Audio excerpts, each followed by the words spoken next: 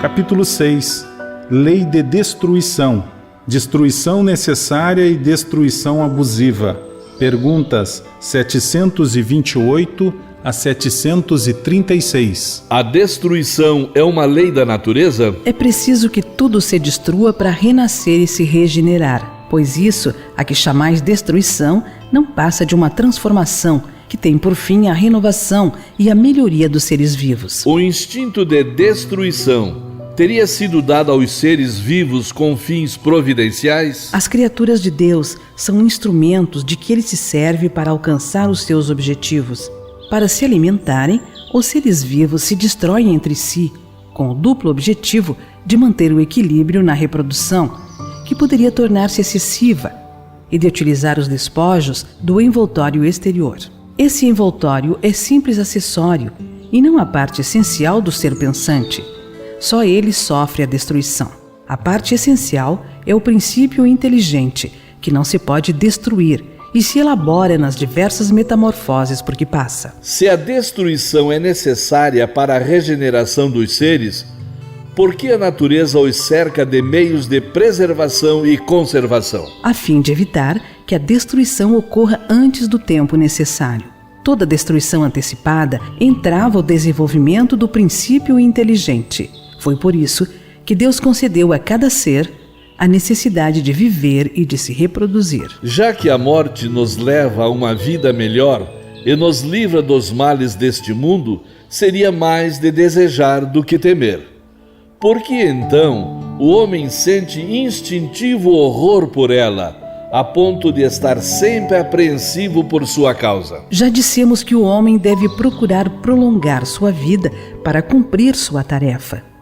Foi por isso que Deus lhe deu um instinto de conservação, e esse instinto o sustenta nas provas. Se não fosse assim, muito frequentemente ele se entregaria ao desânimo.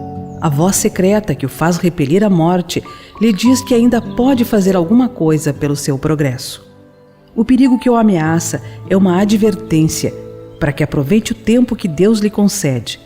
Mas, ingrato, o homem rende graças mais vezes à sua estrela do que ao seu Criador. Porque ao lado dos meios de conservação, a natureza também colocou os agentes de destruição. É o remédio ao lado do mal, já dissemos, para manter o equilíbrio e servir de contrapeso. A necessidade de destruição é a mesma em todos os mundos? É proporcional ao estado mais ou menos material dos mundos. Deixa de existir quando o físico e o moral se acham mais depurados. Nos mundos mais adiantados do que o vosso, as condições de existência são completamente diferentes. A necessidade de destruição sempre existirá entre os homens da terra? A necessidade de destruição se enfraquece no homem à medida que o espírito domina a matéria. É por isso que o horror à destruição aumenta com o desenvolvimento intelectual e moral. Em seu estado atual, o homem tem direito ilimitado de destruição sobre os animais? Esse direito é regulado pela necessidade de prover ao seu sustento e à sua segurança.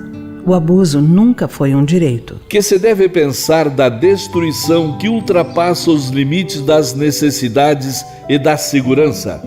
Da caça, por exemplo, quando só tem por objetivo o prazer de destruir sem utilidade? Predominância da bestialidade sobre a natureza espiritual. Toda destruição que excede os limites da necessidade é uma violação da lei de Deus.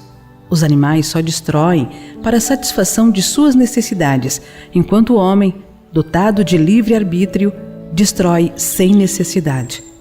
Terá que prestar contas do abuso da liberdade que lhe foi concedida, pois, nesse caso, cedeu aos maus instintos. Os povos que levam o escrúpulo ao excesso no tocante à destruição dos animais têm algum mérito especial? Esse sentimento, embora louvável em si mesmo, se torna abusivo quando em excesso. Seu mérito acaba neutralizado por abusos de toda sorte. Entre tais povos, há mais temor supersticioso do que verdadeira bondade.